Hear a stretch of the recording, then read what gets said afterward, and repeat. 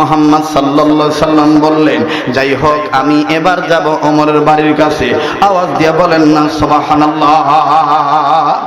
একটু এদিক সেদিক কান লাগাবেন না, বাজানো এদিক সেদিক তাকাবেন না। আমার ভাইরা, আলোচনা যদি মনোযোগ দিয়ে না শোনেন, আলোচনার পয়েন্ট কিন্তু আপনি হারিয়ে ফেলবেন। ও বাজান, পর্দার আড়ালের মা বোনেরা, একটু খেয়াল করে কথাগুলি শোনা চাই, মনোযোগী হয়ে কথাগুলি শোনেন বাবা। আল্লাহর নবী মুহাম্মদ ওমরের বাড়ির কাছে গেলেন। এবার ওমর রাদিয়াল্লাহু তাআলা আনহুর হুজরার কাছে দাঁড়াইয়া, ওমর রাদিয়াল্লাহু তাআলা আনহুর বাড়ির গেটের কাছে যখন নবী দাঁড়াইলেন, আমার নবীজি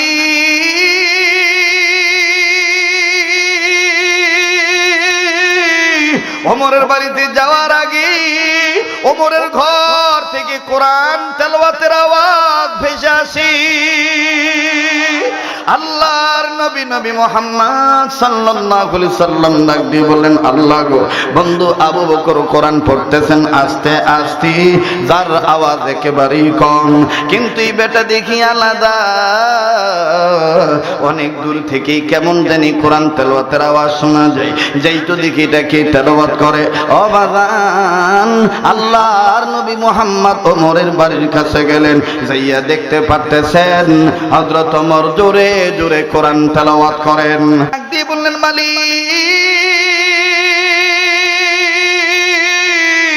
এদের তেলাওয়াত শেষ হত, ফজরের নামাজের পর উভয়কে জিজ্ঞেস করব, একজন কেন আসতে পারে আর একজন কেন জোরে পড়ে, আল্লাহু আকবার।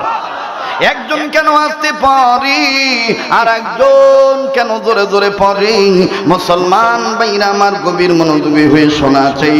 আল্লাহর হাবিব নবী মুহাম্মদ সাল্লাল্লাহু আলাইহি ওয়াসাল্লাম এবার আমার বন্ধুগণ ফজরের নামাজের পড়ে আল্লাহর নবী মুহাম্মদ সাল্লাল্লাহু আলাইহি সাল্লাম আবু বকরকে ডাক দিয়ে বললেন, বন্ধু আবু বকর, আপনি গতকালকে কোরআন তেলাওয়াত করতেছিলেন, আপনি গতকালকে কোরআন তেলাওয়াত করতেছিলেন, কিন্তু কোরআন তেলাওয়াতের আওয়াজ কেমন জানি আস্তে আস্তে ছিল। আপনার আস্তে পড়ার কারণ কি শুনতেছেন আপনারা? খেয়াল আছে? আপনার কোরআন তেলাওয়াত আস্তে পড়ার কারণ কি? আবার ওমরের দিকে তাকিয়ে বললেন, ওমর রে, তুমি কেন জোরে জোরে কোরআন তেলাওয়াত করতেছিলা? তোমার জোরে পড়ার কারণ কি বলো না? দেখেন আবু বকর কি উত্তর দেয়। হযরতে আবু বকর ডাক দিয়ে বললেন, নবী গো, আমার আস্তে পড়ার কারণ হইল, আমি মনে প্রাণে বিশ্বাস করি, অন্তরে যদি আল্লাহর প্রেম থাকে, আস্তে বললো যে আল্লাহ শুনবি, জোরে বললেও সেই আল্লাহই শুনবি। তবে ঘুমাবেন না, জাগ্রত থাকবেন, এখনো কিন্তু চূড়ান্ত পর্যায়ের স্বাধীনতা হয় নাই। এখনো মাঝে মাঝে খোলস পাল্টাইছে, কথা কয় না। আগে ছিল দারাস, ফানুস, গোমা, এখন এরকম ফোনা না তুললেও টুক করি অজগরের মতন খামসা মারিবার চায়, কথা কয় না। বিশ্বাস করো মুসলিম উম্মাহ, আপন আপন জায়গা থেকে যদি ঐক্যবদ্ধ থাকতে পারি, অনৈক্য যত বড় শক্তি হোক না কেন, আমাদেরকে থাবা দিতে আসলে ইসলাম বিরোধীদের ২০ দাঁত ভেঙে ফেলা যাবে, যদি আমরা হকের পক্ষে এক থাকি। এই জন্য আমাদের এক থাকা দরকার আছে না নাই? বলেন, যদি হকের পক্ষে থাকতে, এক পথে থাকার ডাক আসে, কারা কারা এক পথে থাকতে রাজি আছেন ইনশাআল্লাহ? লিল্লাহে তাকবীর, লিল্লাহে তাকবীর। বিশ্বাস করো, উত্তরাঞ্চলের মানবতা, মুসলিম উম্মাহ পরিষ্কার কণ্ঠে একটি শব্দ বলে দিতে চাই, কোন রাষ্ট্রের কোন মানুষ, কোন গোত্রের কোন জনগোষ্ঠী যদি চিন্তা ফিকির করে আমার সমাজকে মাদক মুক্ত করতে হবে, আমার সমাজকে দুর্নীতি মুক্ত করতে হবে, আমার বন্ধুগণ, ততদিন পর্যন্ত দুর্নীতি মুক্ত করা যাবে না যতদিন পর্যন্ত কোন দেশের কোন সরকার র্যাব দিয়ে, চিতা দিয়ে, পুলিশ দিয়ে, কবরা দিয়ে, সেনাবাহিনী, ডিজিএফআই, এনএসআই, কোন ধরনের কোন বাহিনী দিয়ে 1 ইঞ্চি জায়গায় সন্ত্রাস দমন করা যাবে না যতদিন পর্যন্ত আল্লাহর বিধানকে একভাবে আল্লাহর জমিনে কায়েম করবে না। আপনারা দেখতে পাচ্ছেন সমসাময়িক বর্তমান সময়ে কিছু অপদার্থ সন্তানেরা, নামধারী ইসলাম বিদ্বেষীরা, আমার বন্ধুগণ, প্রকাশ্যে তারা ইসলামের বিরুদ্ধে ষড়যন্ত্র না করতে পারে আন্দার মহলে থেকে, আমার বন্ধুগণ তারা গোপনে থেকে কোরআনকে অপমান করতেছে। কেউ পায়ের দ্বারা, কেউ আগুন জ্বালিয়ে দেওয়ার দ্বারা, কেউ কটূক্তি করার মাধ্যমে। বলতে চাই, বাংলাদেশ উলামায়ে কেরামের দেশ, বাংলাদেশ ইসলামী আন্দোলন কর্নেওয়ালাদের দেশ। এই দেশে ইসলাম ছিল, আছে, থাকবে। কোরআনের আলো জ্বলতেই থাকবে। কোন নাস্তিক, কোন মুরতাদ কোরআনকে যদি পুরনো পাতা মনে করে ছিঁড়ে ফেলতে চাও, মুসলিম উম্মাহ আবার ঐক্যবদ্ধ হয়ে তোমাদেরকে ছিঁড়ে ফেলে দিবে, তোমাদেরকে ছিঁড়ে ফেলে দিবে। 7ম বার্ষিকী অধ্যকার তফসিরুল কোরআন ওয়াজ ও দোয়ার মাহফিলের অত্যন্ত পরম শ্রদ্ধেয় সম্মানিত সভাপতি সাহেব, আজকের মাহফিলের সম্মানিত সহসভাপতি মহোদয়, আজকের মাহফিলের মান্যবর প্রধান অতিথি, বিশেষ অতিথিবৃন্দ, আজকের মাহফিলের আমন্ত্রিত ওলামায়ে ইকরাম, সম্মানিত ইসলামিক আলোচক বৃন্দ,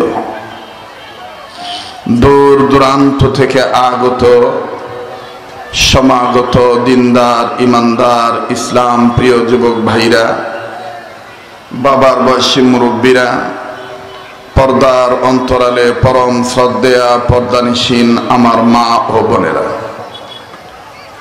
পাশাপাশি উপস্থিত হয়েছেন ইসলাম প্রিয় আমার হৃদয়ের স্পন্দন, কলিজার টুকরা যুবক ভাইরা, স্কুল, কলেজ, ভার্সিটি, মাদ্রাসায় অধ্যয়নরত আমার অত্যন্ত পরম স্নেহের ছাত্র সমাজ, কচিকাঁচা সোনার মানিকেরা, আসুন আল্লাহ পাকের দরবারে লাখো কোটি শুকরিয়া আদায় করি যে মহান আল্লাহ আমাদেরকে উম্মতের আলেমদের মজমায় বেহেশতের বাগানে দ্বীনি মাহফিলে মাদ্রাসাকে উদ্দেশ্য করে নেক কাজে শরীক হওয়ার তৌফিক যে আল্লাহ দান করছেন, সে মহান মালিকের দরবারে গোলামের পরিচয় দিয়া শুকরিয়া আদায় করি। সবাই বলি আলহামদুলিল্লাহ। এজন্য প্রতিটি সময় যেন আমরা কাজে লাগাতে পারি আল্লাহ এবং আল্লাহ রসুলের জন্যে। আল্লাহ আমাদেরকে সেই তৌফিক দান করেন। বলেন আমিন। আবার বলেন আমিন। আর একবার বলেন তো বাজান আলহামদুলিল্লাহ। আমার নবী বলেন, আমার কোনো উম্মত যদি খাদ্য খাওয়ার পরে একবার আমাকে, আমার আল্লাহকে খুশি করার জন্য বলে আলহামদুলিল্লাহ, আল্লাহ সাথে সাথে ওই বান্দাবান্দির জীবনের সব সগীরা গুনাহগুলি মাফ করে দেন। আবার বলেন আলহামদুলিল্লাহ। আর একবার বলেন আলহামদুলিল্লাহ। আমি সবকিছু শুরুতে জানতে চাচ্ছি, যেহেতু এই অঞ্চলের মাটি ও মানুষের সাথে আমার বহুদিনের একটি পরিচয় আছে, এই সুর ও শব্দ, কণ্ঠস্বর এগুলো আপনাদের পরিচিত, এজন্য অন্তরের আন্তরিকতা নিয়ে আমি জানতে চাচ্ছি, প্রিয় বাবারা, ভাইরা আমার, আপনারা সবাই কেমন আছেন?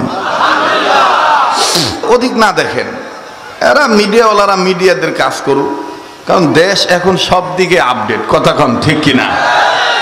আপনাদেরকে এটা পর্যবেক্ষণ করতেছে, রেকর্ড করতেছে, এটা গোটা বিশ্বে সরে যাবে। এতদিন তো খালি ওই ইসা মাছের ঠ্যাংগুলা মাটির থাকতো, এখন ফির কাকের রূপ ধরি, সিলের রূপ ধরি আইসে আমরা কেমন আছি দেখি বেড়াইছি। কথা কন ঠিক কিনা? ও মাক বলি দেও যে আমরা ভালো আছি, তোমরা সরি যান। ঠিক না? রাগ করতেছেন নাকি আপনারা? জি জি, ভালো আছেন তো? আল্লাহ আমাদের সর্বহালতে ভালো রাখেন, বলেন আমিন। আবার বলেন আমিন। ভাইজান, আমি এবারে আপনাদের সামনে একটি কথা বলতে চাই। আমাদের একদম পরিষ্কার একটি কথা, আপনারা অনেকেই জানেন, অনেকেরই মুখস্থ আছে, আপনাদেরই এই কথা। আচ্ছা ভাই বলেন তো দেখি, গরু উলঙ্গ থাকবে ইহাই স্বাভাবিক, মানুষ পোশাক পরিধান করবে ইহাই স্বাভাবিক। কথাই যে বলতেছেন না, গরু পোশাক পরিধান করিবে না ইহাই স্বাভাবিক, মানুষ পোশাক পরিচ্ছেদ গ্রহণ করবে ইহাই স্বাভাবিক। মানুষের চোখের পাওয়ার কমে গেলে সানগ্লাস চশমা লাগাবে, এটাই বাস্তব। কাহো যদি পণ্ডিতি করি, বকরির চোখের চশমা দেয়, কেমন লাগবে ভাই? কথা কয় না, ভাল লাগবে? হ্যাঁ, ওটা তোমার এলাকার ভাষাত বলে যে ওইটা আলগা ফুটানি হইবে। কথা কয় না, ওটা কি হইবে? আলগা ফুটানি। আর মনে করেন যদি একবারে বেড়াছাড়া হয় তাহলে বলবে আন্দা জিয়া, আন্দা জিয়া। গরুক কোনোদিন মানুষ চশমা পরায়, বকরিক কোনোদিন পরায়। মানুষের চোখে সমস্যা থাকলে মানুষ ব্যবহার করবে ডাক্তারের প্রেসক্রিপশন অনুযায়ী, ব্যবস্থাপত্র অনুযায়ী, চিকিৎসকের পরামর্শ অনুযায়ী। ঠিক কিনা বলেন? বাইরা আমার, আল্লাহ তাআলা গরুকে ইবাদত করার জন্য বানায় নাই। এখন তোমরা যদি গরু যদি মসজিদের দুয়ার খুলি দিয়ে যদি মসজিদের গরু ওঠে, ওই ছোটবেলায় একটা গল্প শুনছিলাম, এক বকরিওয়ালার বকরি বা গরুওয়ালার গরু মসজিদে ঢুকছে। এখন মসজিদের ইমাম সাহেব হুজুর গরু গামছা লাগায় বা গরু দড়ি ধরি গরুওয়ালার কাছে যায়, কয় হ্যাঁ ভাই এটার কাম হয়? আল্লাহর ঘরত কেমন, জুম্মার ঘরত কেমন গরু ঢুকে? গরুওয়ালা কয় কপাল তোমার ভালো যে আমার গরু মসজিদে গেছে, কোনোদিন হামাক দেখছেন যাইবে? কয় কপাল আমার ভালো বা কপাল তোমার ভালো যে আমার গরু জুম্মার ঘর ঢুকছে, কোনোদিন হামাক যাবে দেখছে? ইমাম সাহেব কয় বাবা কার কাছে কি কই? কথা কয় না। মানুষ আল্লাহর ঘরে রীতিমতো যে ইবাদত করবে ইহাই বাস্তব, ইহাই স্বাভাবিক। কেননা মানুষকে ইবাদত করার জন্য বানাইছেন কে? আল্লাহ। আবার বলেন না কে? পৃথিবীর সব মানুষকে, ইনসানকে, বিশ্ব মানবতাকে আমার ভাইরা গোলামি করার জন্য বানিয়েছেন কে? আল্লাহ। এটা আমার কথা না, কার কথা? আবার বলেন কার কথা? ইয়া আইয়ুহান নাসু বুদু রাব্বাকুমুল্লাযী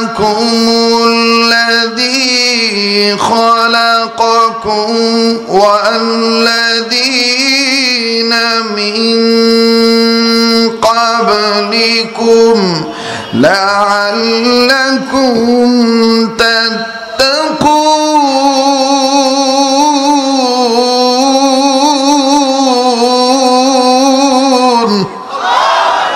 এতগুলো মানুষ আল্লাহু আকবারের সাথে আওয়াজের সাথে কারো কোনো দুশ্মনী আছে নাকি? তা আসতে বলেন কেন? আরো জোরে কোন আল্লাহু আকবার। আল্লাহ আল্লাহ বলতে বলতে আমার জীবন যদি চলে যায় তাও আল্লাহর রাস্তায় থাকবো, ইসলামী আন্দোলনের কর্মী হয়ে থাকবো। কথা বলেন ঠিক কিনা? আল্লাহ আল্লাহ বলতে বলতে মরণ যেন হয় আমাদের, মরণ যেন হয়। বলেন আমাদের মরণ যেন হয় আমাদের।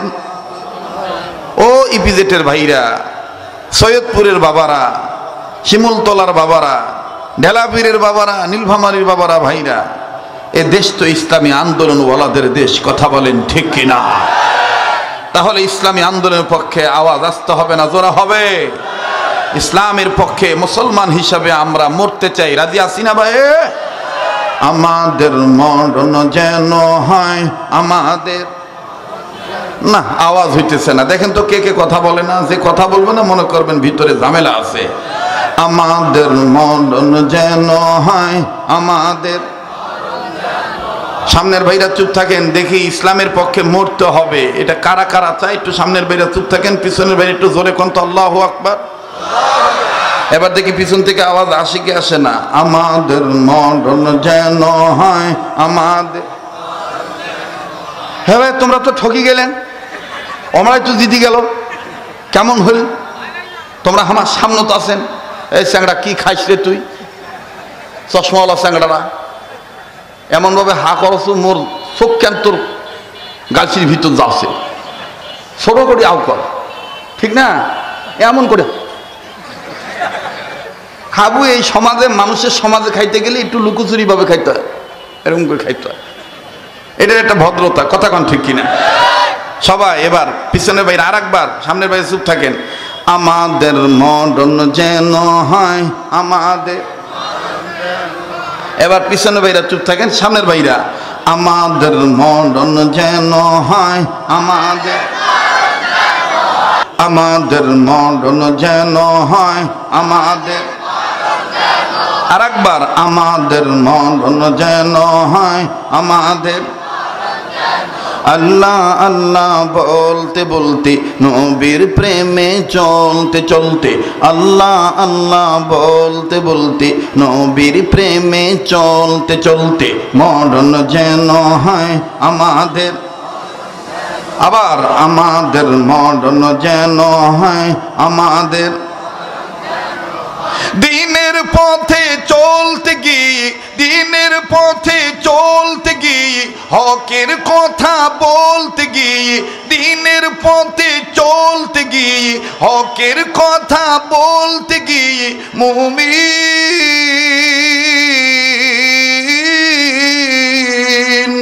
দিনের পথে চলতে গিয়ে, হকের কথা বলতে গিয়ে, মরণকালে কালমা যেন নসিব হয়।